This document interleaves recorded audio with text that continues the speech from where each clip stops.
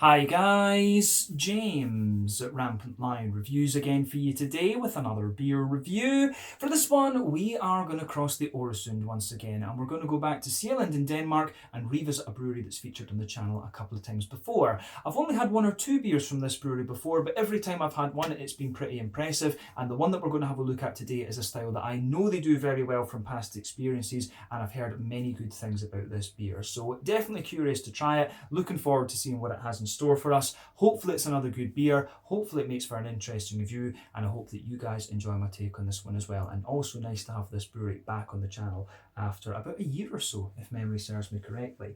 But yeah, for this review then, we are going to go to Copenhagen, the Danish capital on the east, or in the east of Sjælland, I should say, the easternmost of the main Danish islands. And we're going to have a look at another beer from Ghost Brewing. So this particular beer is called Jack the Reaper. It comes in at 10% ABV, and it is an Imperial Stout. So yeah, I saw this one on a few websites in recent times, Kiosk, but I actually bought this beer at Fish and Beer in Amager, which is an awesome beer shop that I do recommend you go and check out. But yeah, Jack the Reaper, an Imperial Stout coming in at 10% ABV. So yeah, this should be quite interesting. Very curious, as I said earlier, to see what this one has in store for us. And I have noticed that in recent times, these guys have been a little bit more prolific in getting their beers out there. So long may that continue, and I hope we've got more reviews to do from Ghost Brewing on the channel in the future. I'm also having to balance this can on a little bottle cap because it just reflects right off the light and just doesn't look good in the video. So yeah, that's why the can is at a kind of wonky angle there.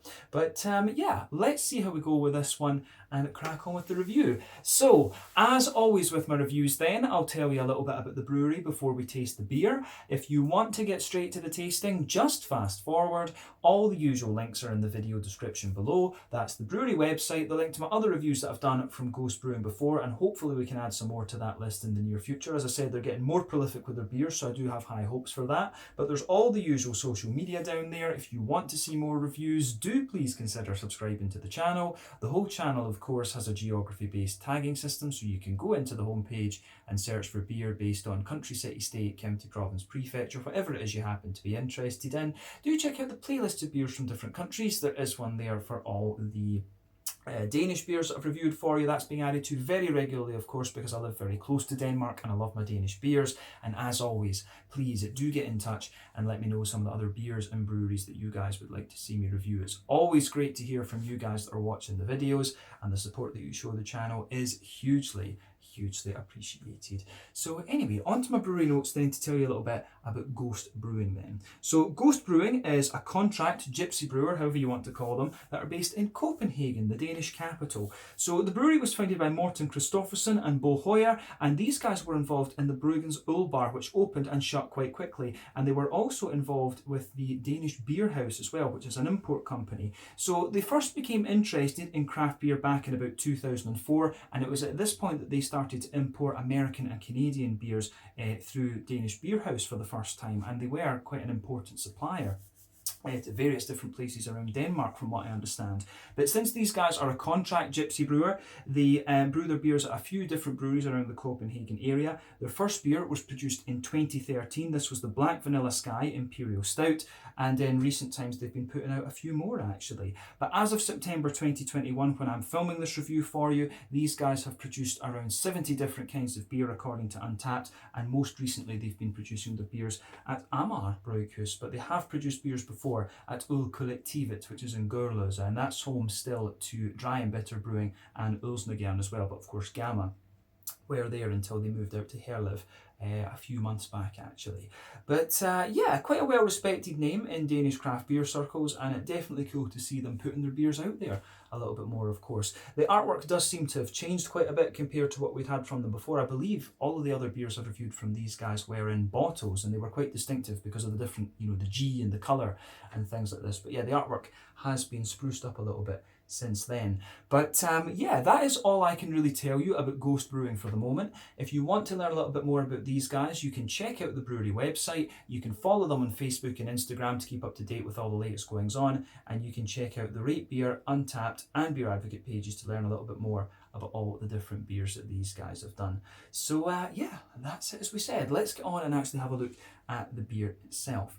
So just to let you have a little look at the artwork on this one, I'm not sure, I think it is going to show up quite well on the camera, but there you can see the Reaper with his scythe on top of that. Let me just bring it in closer so you can see and tip it. There you are.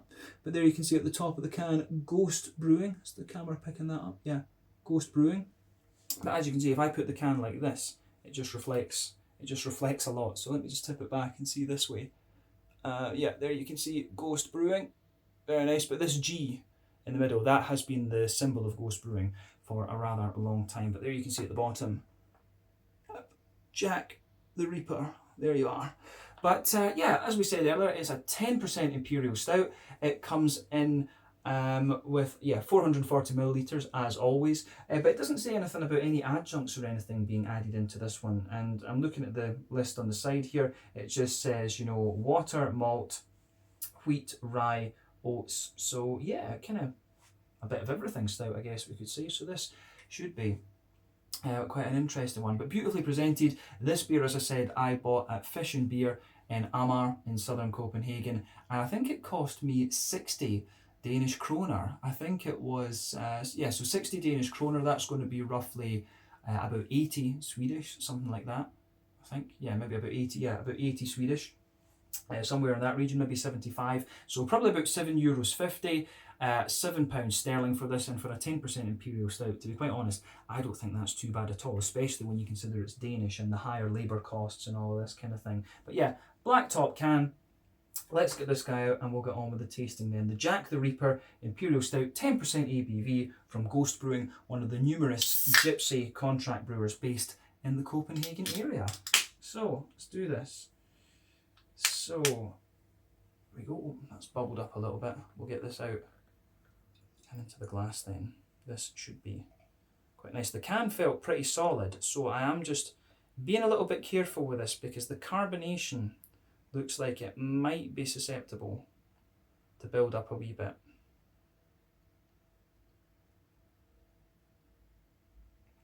There we go. So, yeah, I think we've got about 2/3 of it in the glass, and that will certainly do for the moment, and it looks as if it's nicely lined up again for the video. So yeah, we'll stick with this for the moment to look at the beer. So, as you can see, and as you would expect, this one's got a lovely dark ebony rosewood colour to it. So yeah, lovely big dark ebony rosewood colour, which is kind of what you would expect. The head on this beer has poured, you know, it's a solid finger, and I would say that's a kind of medium tan colour actually, a lovely big kind of medium tan colour to it. There's one or two little bits of particulate matter kind of floating around in this one. I'm not sure exactly how old this beer is because it doesn't have a batch number or a best before date on it. It's got a space for it on the label, but it doesn't actually say. But I'm sure I saw this beer advertised in kiosk, you know, around, you know, March or something like that. I'm sure I saw it quite a few months back. But yeah, it actually looks very, very nice, this one. But yeah, as we said, ebony, dark ebony kind of rosewood colour. Remember, the colour of your beer depends on the type of malts that you use. First and foremost, that determines the magnitude of the colour of the beer.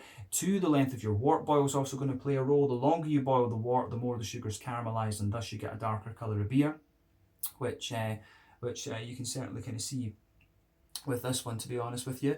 But yeah, it certainly looks pretty good. Any barrel agent that you do and any adjuncts that you put in can affect the colour of the beer, but when it comes to a big Imperial Stout like this, that's not going to play too much of a role. But just if I bring the glass into the camera, I think you can see one or two of the little particulate bits just floating around in this one. But it's an Imperial Stout, it's all natural. I don't think there's too much, there's nothing really we should worry about with that, of course. But in terms of what you'd expect from an Imperial Stout, it looks great. And a big Imperial Stout like this is probably going to have a pretty long wort boil, to be honest with you, 4 to 6 hours, something like that, if not longer. But yeah, it looks pretty good, and as you would expect for an Imperial Stout, you can see the head is fading away to just be a nice kind of thin foamy layer. But in fairness, it has held up quite a little bit, and one of the things that helps stouts hold their head a little bit is the wheat content, so you can see that straight away with this one. But yeah, not really much in the way of visible carbonation, just a few small bubbles going up towards the bottom of the head and one or two bigger ones sticking toward the side of the glass. But yeah, nothing more to say about the appearance, so I think we can have a look at the aroma of this one and just see how we get on with it. So yeah. that smells very, very nice. Yeah, this is good. So, going by the aroma of this, I think they've added, I'm surprised they don't say it, but it smells like they've added a little bit of coffee into it, to be honest. It does actually smell like a coffee stout, come to think of it. Yeah, so first impression of this one is it's actually quite a roasty, toasty Imperial Stout. Maybe it's leaning towards the more Russian Imperial Stout end of the spectrum rather than being like a pastry or an oatmeal stout or whatever. It really leans towards that roasty, toasty end of the spectrum. That is for absolute sure with this one. But yeah, a little bit of hoppy character to it, some lovely kind of sharper red fruits, but yeah, big roasty, toasty, and almost kind of bready Imperial Stout, this one. So I have to say, I'm quite impressed with the aroma of this beer. So yeah, this looks pretty good. Let's take a closer look at that aroma then and see how we go. We'll try and dissect it a little bit more. But yeah.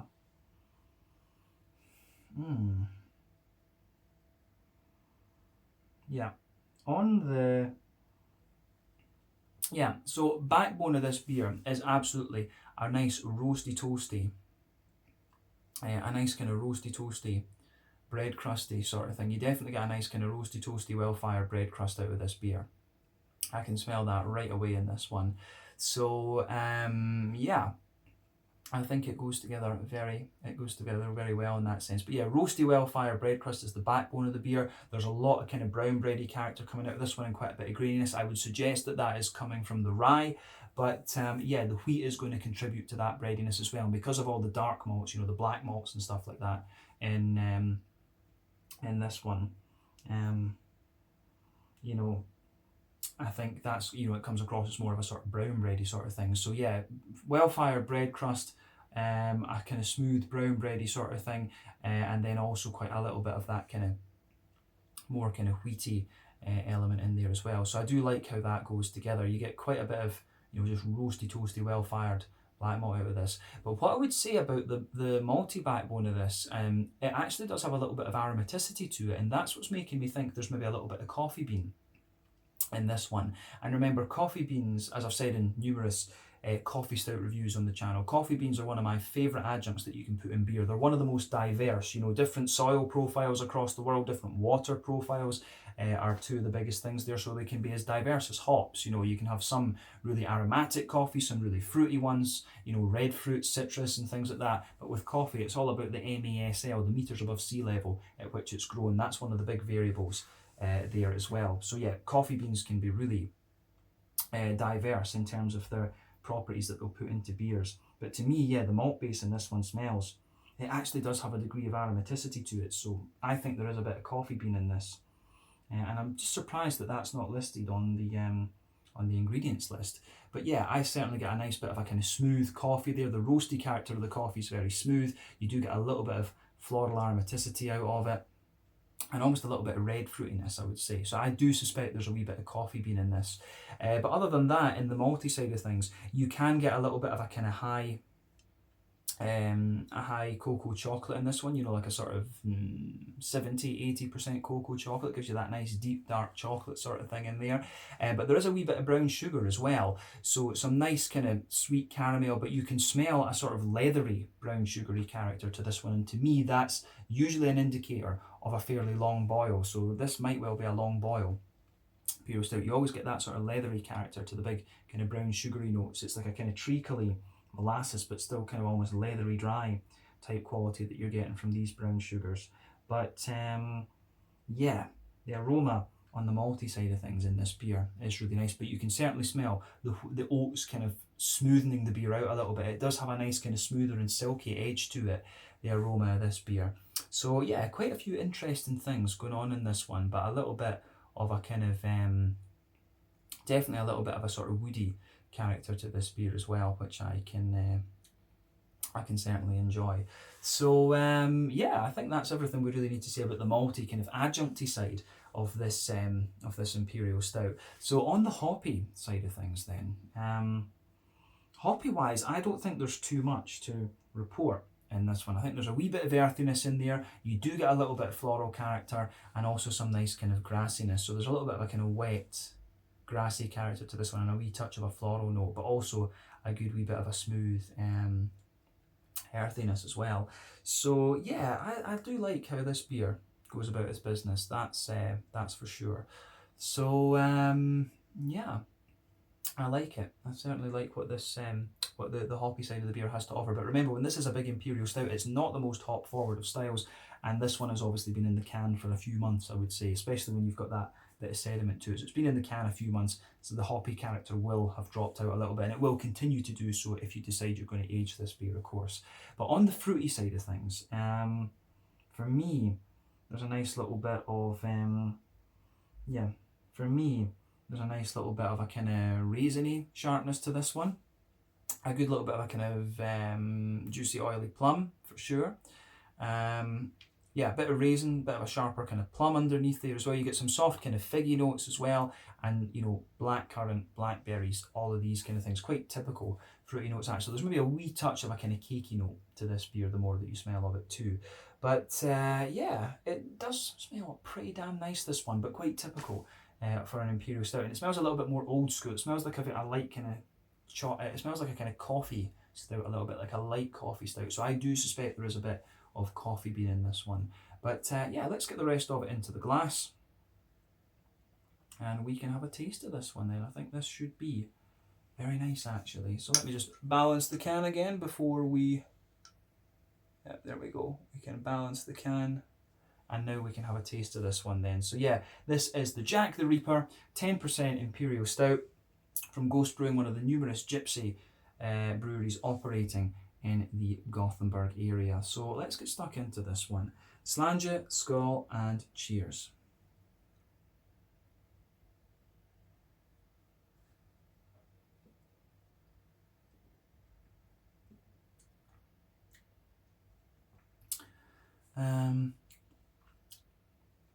Yeah, first impression of this, I'm going to say big thumbs up to these guys. This is a really damn solid Imperial Stout. I think this is very, very nicely done. I think I maybe should have let it just warm up a wee touch more, to be honest with you. But this is very well done. This is an old school sort of Russian Imperial Stout kind of thing. But I do think there's a good bit of, I think there is a bit of coffee bean in this. And it's just the aromaticity that you get out of the kind of malt base. And you almost feel a little bit of that fibrousy sort of beany character to it as well. But this is very, very well done. So glad that I picked this one up actually. Big thumbs up to Ghost Brewing. But you know, when you think about the Danish breweries, there are some really damn solid Imperial Stouts out there. You know, Amager Bryghus, I have Fredriksson, was always one of my favourites. That for me is the pinnacle Imperial Stout. You've got the Caribbean Rum Stout from Horn Beer. They also had the Vladimir P one, if I remember rightly. Black Hole from Mikkeller was very good back in the day. And then, you know, the Black was another one that we had recently from Mikkeller. That was awesome. But this is very, very good. So first impression is this is quite a roasty, toasty Russian Imperial Stout type beer. I think we can it's safe to say that.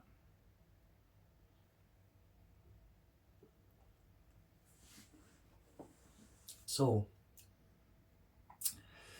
yeah, this is very, very nice. Let's break the flavour of this down for you and describe it a wee bit more in depth. So middle third and back third of your palate, straight away across the middle of your palate, you get that nice kind of roasty, toasty, well-fired bread crusty note there. That just blankets the middle and the back third of your tongue. On top of that, you can taste some really nice, you get a nice kind of mix of bread there. So you get a good little bit of a kind of brown rye bready sort of thing, like that German rye bready character, and it's almost a bit sweet actually. You can feel that nice big sweet rye bready character just going right on top of that. But there's some wheaty, you can feel the sort of wheat, like a little bit of a kind of white bready note just sitting on top of that, thickening it out. But yeah, those are the backbones of the beer. That's middle third and back third of your palate instantly. So let's focus on the middle third of your palate a little bit. So as you go forward to the middle, on the front part of the middle third of your palate, you can certainly feel some nice kind of smooth, woody undertones to the beer. So I really like that about this one for sure.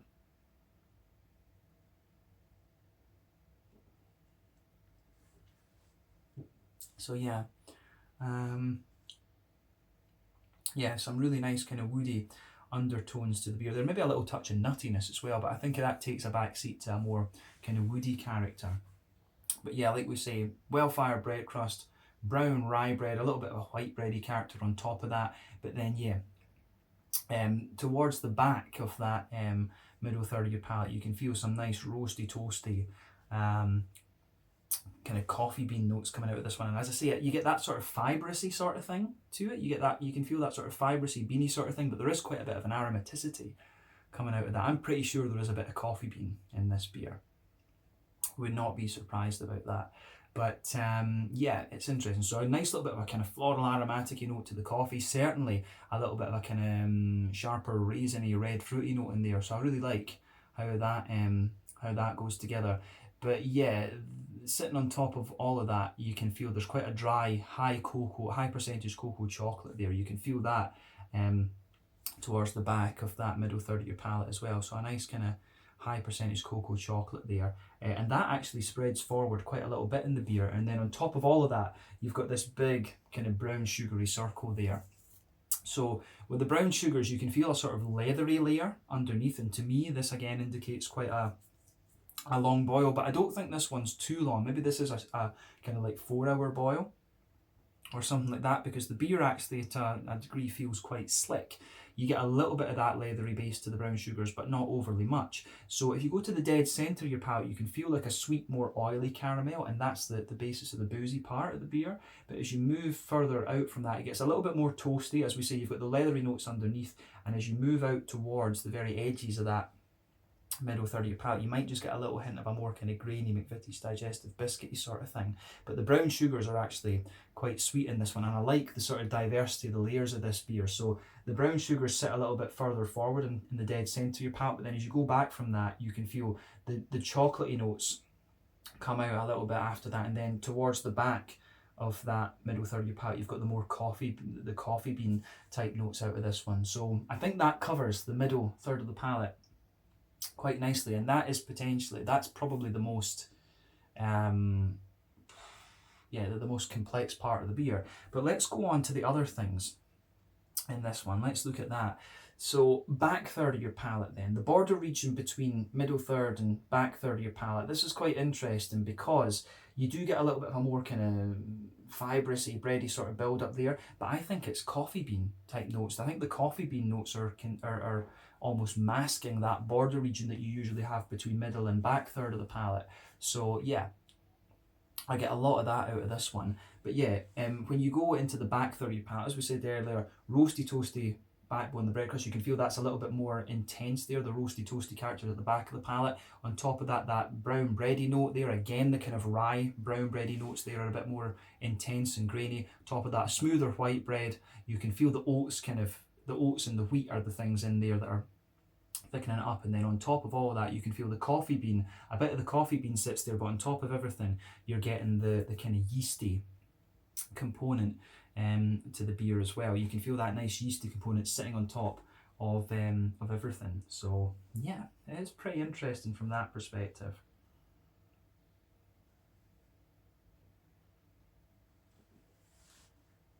And you can feel this beer just kind of thickening up a little bit and sort of slickening out, if we can call it that, the more that you drink of it. But this is really damn good, actually. I'm impressed with this beer. And I guess the other thing that's sticking in my mind with it is it's nice to have something a little bit different from the craft beer world, of course, because there's so many, a lot of the Imperial stouts we're getting these days are very sweet. It's a lot of pastry stouts and sweet stouts and things we're getting these days. So to have a more old school, robust Imperial, no, not robust, that's porters, you idiot.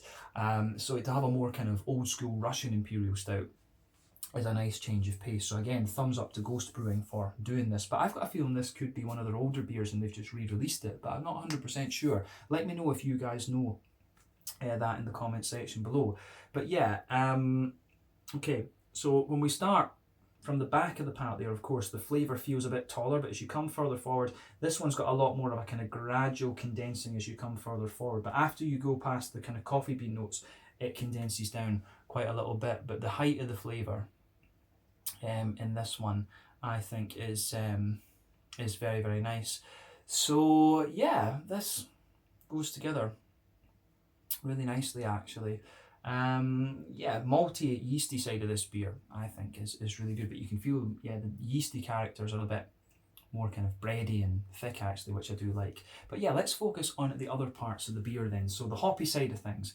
Back corners of the palate, you do get a nice little bit of earthiness out of this one. You can feel that the earthiness actually adds quite a little bit of bitterness to the beer, I would say. But as you move further forward, it gets a little bit kind of smoother and more herbal, and as you push towards the kind of front corners of the palate, there's a nice floral aromaticity to this one. So yeah, I do like how that goes together.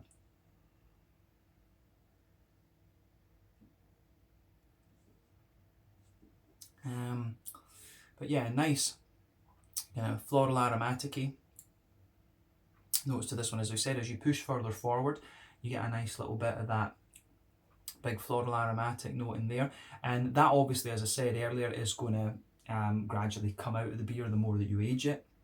It's not too pungent, but I certainly do get a wee bit of a floral aromatic sort of thing there, and it's a bit of a, it has almost got a wee touch of spice to it. You can still get a little bit of spice off it, but round the front curve of the palate, you get a little bit of grassiness, and it's like quite a wet grassiness, and obviously not too pungent in its flavour. But yeah, let's focus on the kind of fruity part of the beer actually. So border region between front third and middle third of your palate, you get a nice little bit of bready build up in there, some nice kind of brown bready elements. Then the base of that front third of your palate is a more kind of brown bready, bread crusty sort of thing. And yeah, I'd say it actually has quite a bit of graininess and bitterness underneath the fruity character, which is interesting. But towards the back of that front third of your palate, you do get a little bit of a sort of cakey build up there. It's almost like that kind of well-fired edge that you get of a brownie when you cook like a chocolate brownie or something like that. So yeah, quite a bit of dryness underneath that front third of your palate in this beer, which I didn't expect. But yeah, let's look at the fruity side of things sitting on top of that. The oily bubble, of course, sits on top of those things.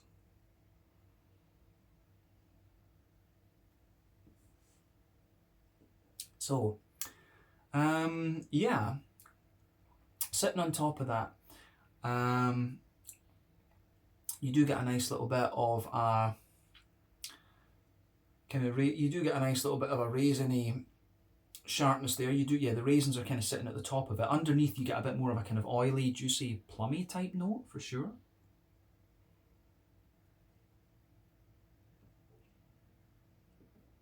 So yeah, you feel that nice kind of juicy plummy note, and as you come further forward, it actually gives you a lovely big oily figgy blackcurranty sort of thing as you push towards the kind of front tip of the palate, and as you reach in, as you reach into the kind of the very kind of front edge of the tongue there, you can feel it just gets, the oily character from the fruit just gets a little bit more dense, and that's when you start to get blackberry type notes out of this one, and it's just got a little bit of a more it just has a little bit of a more kind of oily and a little touch of sharpness to it, which is interesting too. But the fruity characters on this one are pretty nice. But the thing that really lingers into the aftertaste with this beer is some of the kind of rye bread, kind of well-fired bread crusty sort of things, some of the kind of aromatic coffee beans, and then some of just the juicy fruity characters as well. So yeah, I do like how this beer goes together in that sense. This is a very nice old school kind of Russian Imperial Stout type beer. So yeah, big thumbs up to Ghost Brewing for this one. Really happy that I finally managed to get a hold of this can. I thought I'd missed it when Kiosk sold out, but yeah, thankfully Fish and Beer had some. And I think one of the reasons they had it is because they stock a lot of Amar Brewhus beer, and these beers are brewed at Amar Brewhus. But yeah, let's round off this review with the mouthfeel then. So,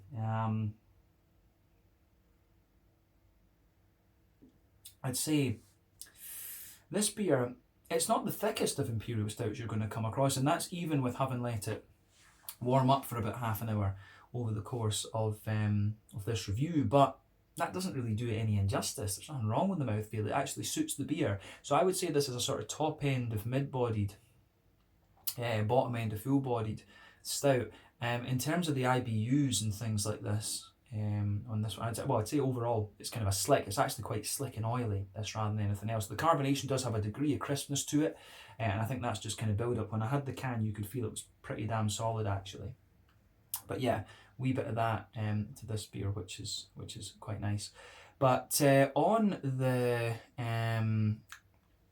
On the bitter side of things, in terms of the bitterness, the IBUs, I think this is like a sort of 70, 80 IBU stout. It's kind of somewhere up there. It doesn't feel as if it's the most bitter one that I've ever come across. And I think it's quite smooth at the same time. You get a lot of smoothness and slickness out of it. But yeah, sort of 70, 80 IBU Imperial Stout, this beer. The malt base has a good little bit of graininess to it. There's a bit of smoothness in there. You've got some nice kind of sweetness and dryness as well. And again, that really works. There's a lot of nice stuff going on in this Imperial Stout. But the fruity side of the beer is nice and big and oily as well. There's a wee bit of sharpness in there, but quite oily at the same time. But overall, as I say, this has turned out to be a really nice beer. It gets a little bit drier and more bitter the further you go into the aftertaste, but overall quite smooth and quite slick. And just a lovely old school kind of Russian Imperial Stout, this one. So yeah, I think we can leave it at that for this review. So yeah, this one was the Jack the Reaper, an Imperial Stout at 10% ABV from Ghost Brewing, one of the numerous gypsy contract, whatever you want to call them, brewers doing their stuff in Copenhagen. So yeah, hopefully we can try a few more different styles from these guys. I think the last one that I tried was also a stout as well, so I'll keep an eye out for some of their IPAs and things like that the next time I'm over in Copenhagen. But do have a go at this one if you get the chance. But yeah, once again, thank you for watching my beer reviews. Until the next time, please like, subscribe, share, all the usual YouTube stuff. Let me know your own thoughts on this beer in the comment section below. Let me know what your favourite beers are from Ghost Brewing, and we will no doubt return to these guys at some point in the very near future. But yeah, thank you again for watching. Check out my social media, check out theirs, and I'll see you guys on the next one. Slàinte, skål, and cheers.